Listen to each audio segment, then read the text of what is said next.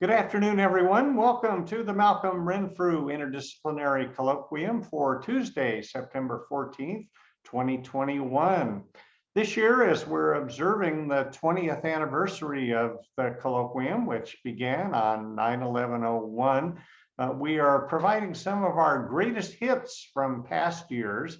And today we are thrilled to be able to have a retrospective of the first group of Humanities Fellows and their program dealing with the diversity across the curriculum. But before introducing those panelists, I want to give just a quick preview of what's to come next week.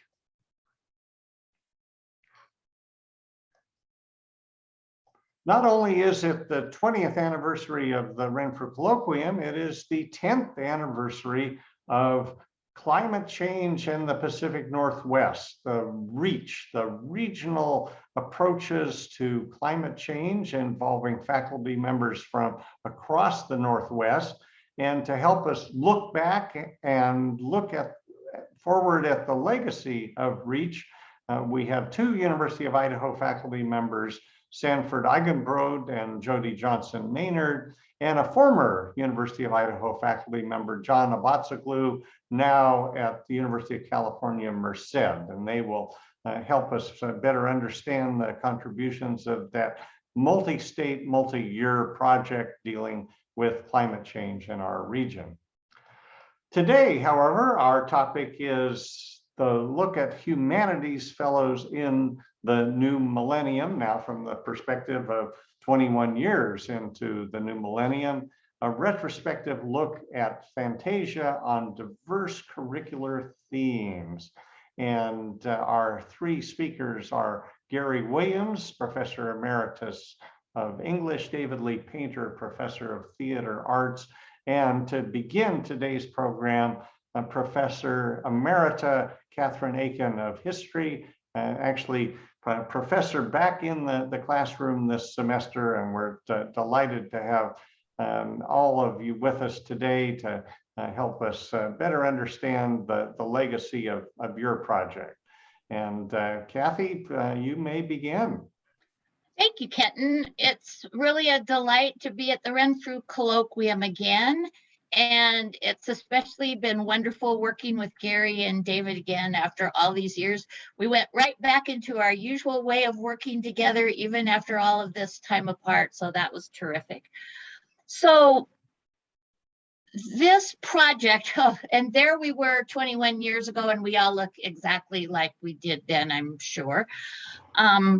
This project was very much the dream child of our late friend and colleague and dean of what was then the College of Letters and Sciences, Kurt Olson, who was very interested in, as this quotation says, making the humanities a more integral part of the campus community. But he was also interested in emphasizing undergraduate teaching as an important part of the work of the College of Letters and Science. I mean, he certainly recognized that graduate teaching and graduate mentoring was important, but he thought, and I agree with him, that at a land-grant institution that's primarily residential, it was also very important that we actually pay attention to our undergraduate students and that they have an experience, especially in the core curriculum, that would encourage them to stay at the University of Idaho, and also, I think, to be lifelong learners, and also that curriculum should deal with important topics.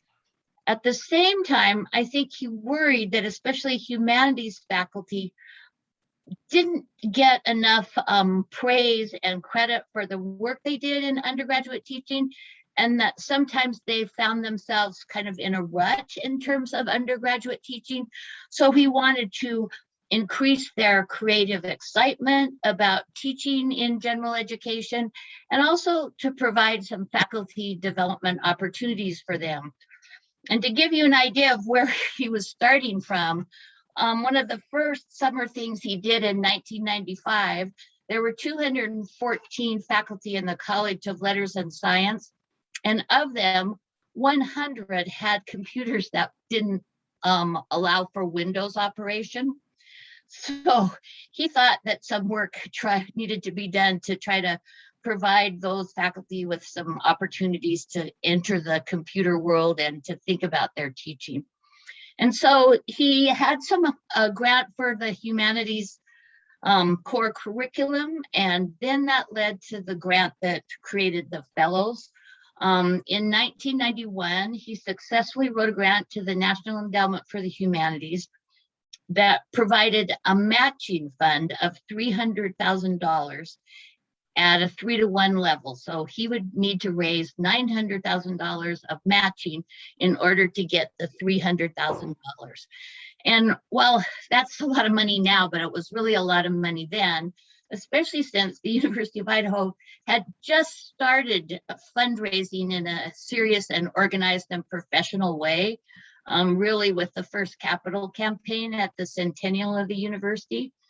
And no one had ever raised any money for the humanities.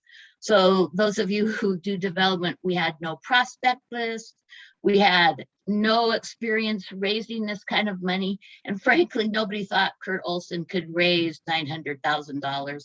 And he successfully did that by June of 1997.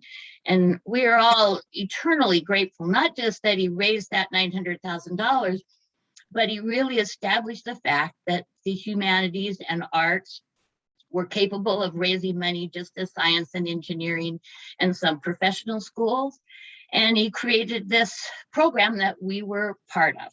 And the program had 3 fellows. I love the gender of that word. I never thought I would get to be a fellow, and yet I was an inaugural fellow. And it caused quite a bit of humorous comment among my family and friends that I was a fellow. And our task, he basically said, go forward and make the humanities an integral part of campus life. And that's what he said. He gave us some resources and some release from classes and said, go ahead and do that. So we began to talk and decided pretty early on that diversity would be the theme. And I think it's a commentary on our lives as in academia that diversity continues to be a significant theme for all of us. So I feel like we chose well, and we chose an important topic, and I hope we put it forward somewhat on the campus. And soon Gary and David said, well, we should do Tony Kushner's Angels in America. And they both knew that because they're theater and English and history. I didn't know what that was, but I agreed. And I can remember getting a copy of the play and sitting at home. I still commuted from Coeur d'Alene then, and reading the play. And I turned to my husband and said, there are going to be fireworks at the University of Idaho, and I'm going to be right in the middle of them, and you should be ready for that. And now David will tell you why that was the case. That was wonderful, Kathy. Thanks. I just want to say thank you. I can't believe it's almost been 24 years since we were named fellows. In some ways like a blink, and in other ways it just seems like another age, especially when we were looking at the clips of both the play and Tony Kushner. It looks like newsreel footage in some way, that old video. I just learned so much by I was a newly minted assistant professor when this started, and my life was forever changed by being with Kathy and Gary. And I think that was part of the intent of the experience of the fellows, an assistant, an associate, and a full. And I'm so grateful to them as mentors and friends and faculty leaders and scholars. Anyway, on to diversity. I was an enormous Tony Kushner fan. I still am, and I've been studying and using Angels in America in classes forever, even before I got here. And so when we began talking about diversity, we tossed around the idea of maybe producing the play on campus and using the experience as a building block for our time together. And it seemed like a groundbreaking, important, and risky idea given our content, the content and context. So Gary, I'll tell you more about it, but Gary wrote Kushner. In his email of introduction, he wrote this. This plan has come about as a part of a university-wide focus next year on what faculty are doing and can do to enhance students' experience of diversity. We want not only to stage the play, but to use the texts in as many 1998 and 1999 courses as possible, and to make the production an event of at least statewide significance. A little bit about Angels in America. a gay fantasia on national themes. It won the Pulitzer Prize in 1993, as well as the Tony Award for Best Play. And it's known as one of the great plays of the late 20th century. And it's a complex, often metaphorical, and at times symbolic examination of AIDS and homosexuality in America in the 1980s. Main figures are a gay couple, one of whom is dying of AIDS, a Mormon man who's just waking to his homosexuality, and his agoraphobic wife, and Roy Cohn, who we all know, who died of AIDS in 1986. Plays in 2 parts. Each section runs approximately 3.5 hours. The play is set in 1985. It's 15 years before the next millennium. It travels to Salt Lake City in search of Latter-day Saints and spirals into dreams and dreams within dreams, where the languages spoken belong to the minority American culture of drag and jazz. And hovering above it all is not only an angel, but the Antichrist, Roy Cohn. The haunting messenger of the play is a spindly, abandoned gay man with a heroic spirit and a ravaged body who pierces deep into the audience's heart to ask just who we are and just what, as the play continues and the millennium approaches, we intend this country to become. Kushner wrote, "Justice is part of the human condition. Injustice is anti-life." And as we know, my theater colleagues and our dean were very supportive, especially since we might be able to tie the play into the curriculum across the campus. So we got to meet with the provost after that. We met with him for over the course of several months. He was also very supportive, citing academic freedom, and he never wavered from that position. Although it was very clear to us, the meeting he came where he'd actually read the entire play. At that moment, it went from an abstract concept to an eye-opening reality. And Brian was not only the provost, but he was also the stake president of the LDS Church in Moscow at the time. So in order to deepen the academic tie-in, Provost Pitcher brought in a theater scholar from BYU to campus for a post-show discussion of the play, the production, and Tony Kushner's work. I know we were all a little nervous about bringing this scholar in, but we had no need to be because he was an ardent admirer of the play and Tony Kushner. At some point during the initial months, Gary thought he might have a way for us to contact Tony Kushner directly to see if he might somehow be willing to join us. So let's see if you can follow this. Tony Kushner was Gary's sister-in-law, Jean Passanante's assistant at the New York Theater Workshop, and was Gary and Joy's niece's first babysitter. There, that was clear. So Gary wrote to him, "I'm a big fan of Angels in America. I teach it in several classes. I share it with colleagues. I think I'm in fact beginning to be perceived as slightly tedious on the subject of this great play. No matter, lots of people around here share my enthusiasm. I hope I can persuade you to come to campus for the opening and perhaps a few preceding days worth of workshops, master classes, a lecture. Kushner in Idaho. Your presence here would naturally augment the attention paid to the production, but beyond that, it would be a great boon to our students and faculty to have opportunities to learn from your interest and talent." Tony was clearly charmed by Gary's email, and he was also notoriously expensive as a speaker. So then there was a bit of fiscal magic, and then poof, in February of '99, Tony Kushner did come to Idaho, a miracle. We worried about security, needlessly. He gave 2 public presentations, one in the sub ballroom, expertly hosted by Gary, that was packed to the walls. And the same week, the University of Idaho Theater Arts Department hosted the regional festival of the Kennedy Center American College Theater Festival, where Tony gave the keynote address to almost 500 university theater faculty and students from around the West. Here's a bit of his closing remarks to the theater students at Kcactf. "Listen, I gotta go. Felicity is on. Thank you for inviting me. Thank you for listening. Thank you for loving theater. Give my condolences and congratulations to your parents. Study hard, read hard books, read every play ever written, pray for me, and I will pray for you.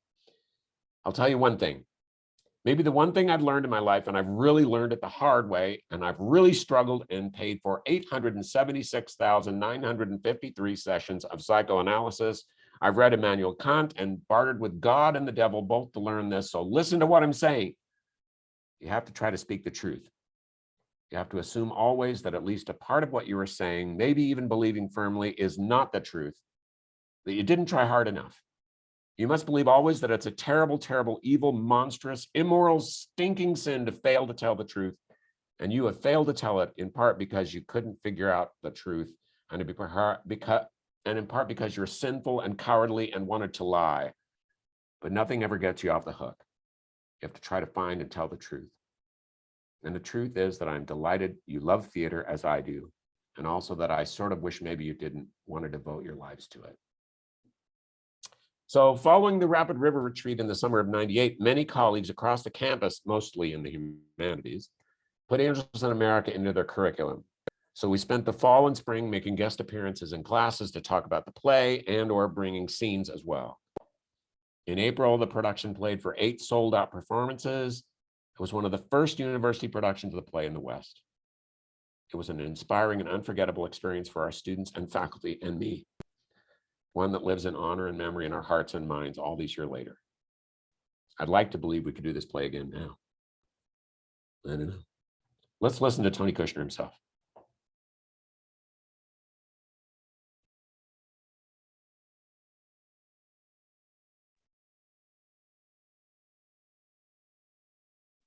Let me say just a little bit about this video, as David described it as newsreel style footage from the sub ballroom. It's an early video format that has been excerpted and the audio has been enhanced, but it's a little faint at first. And so you may want to adjust the audio on your own devices for the duration of the video, which is about 9.5 minutes.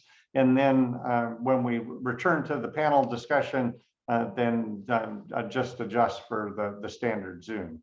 So here is the film, and hope that it's audible enough. And if not, David and Gary and Kathy can provide a little commentary afterwards.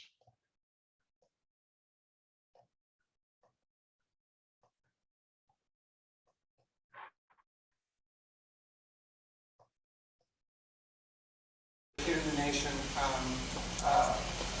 back in November. When Treadlock heard the news about the murder of Matthew Shepard, the first thoughts that flashed through his mind were all about spin. Treadlock worried a lot about how to keep his promise to the religious right to speak out against the homosexual, endorses discrimination against homosexuals, and in doing so, it endorses the ritual slaughter of homosexuals. Democracy is a bloody business, demanding blood sacrifice. Every advance American democracy has made toward fulfilling the social contract, towards justice and equality and true liberty, every step forward has required offerings of pain and death. The American people demand this. We need to see the burnt bodies of 4 little black girls or their small, sad coffins. We need to see the battered, disfigured face of the beaten housewife. We need to see the gay man literally crucified on a fence. We see the carnage and think, oh, I guess things are still tough out there for those people. We daydream a little. What does that feel like to burn, to have your face smashed by your husband's fist, to be raped, to be dragged behind a truck till your body falls to pieces, to freeze tied to a fence on the Wyoming prairie for 18 hours with the back of your head staved in? Americans perfected the horror film. Let's not kid ourselves. These acts of butchery titillate. We glean the news to savor the unsavory details. And then, after we've drawn a few skin-prickling breaths of the aromas of torture and agony and madness, we shift a little in our comfortable chairs, a little embarrassed to have caught ourselves in the act of prurient sadism, a little worried that God has seen us also, a little worried that we have lazily misplaced our humanity, a little sad for the victims. Oh gee, I guess I sort of think that shouldn't happen out there to those people, and something should be done, as long as I don't have to do it. And having thought as much, having in fact been edified, changed a very little bit by the suffering we have seen, our humanity, as well as our skin, having been pricked, we turn our back on Matthew Shepard's crucifixion and return to our legitimate entertainments. When next the enfranchisement of homosexuals is discussed, Matthew Shepard's name will probably be invoked, and the murder of gay people will be deplored by decent people, straight and gay. And when the religious right shrills viciously about how the murder doesn't matter, as it has been doing since his death, decent people everywhere will find the religious right lacking human kindness, will find these Gary Bowers and Paul Weiriches and Pat Robertson's unchristian repulsive, in fact. And a very minute increment towards decency will have been secured. But poor Matthew Shepard, Jesus, what a price. Trent Lott endorses murder. He knows that discrimination kills. Pope John Paul II endorses murder. He too knows the price of discrimination, having declared anti-Semitism a sin, having just canonized a Jewish-born nun who died in Auschwitz. He knows discrimination kills. But when the Pope heard the news about Matthew Shepard, he too worried about spin. And so, on the subject of gay bashing, the Pope and his cardinals and bishops and priests maintain their cynical political silence. Rigorously denouncing the abuse and murder of homosexuals would be a big sin against spin. Denouncing the murder of homosexuals in such a way that it received even 1/1000th of the coverage his and his church's attacks on homosexuals routinely receive. This would be an act of decency the Pope can't afford, for the Pope knows behind this one murdered kid stands legions of kids whose lives are scarred by the bigotry this Pope defends as sanctioned by God. None of these kids will ever be allowed to marry the person he or she loves, not while the Pope and his church can prevent it. All of these kids are told the Holy Catholic Church, by the Holy Catholic Church, and by Episcopalians and Lutherans and Baptists and Orthodox Jews, your love is cursed by God. To speak out against murdering those who are discriminated against is to speak out against discrimination. To remain silent is to endorse murder. A lot of people worry these days about the death of civil discourse. The Pope, in his new encyclical, Fides et Ratio, Faith and Reason,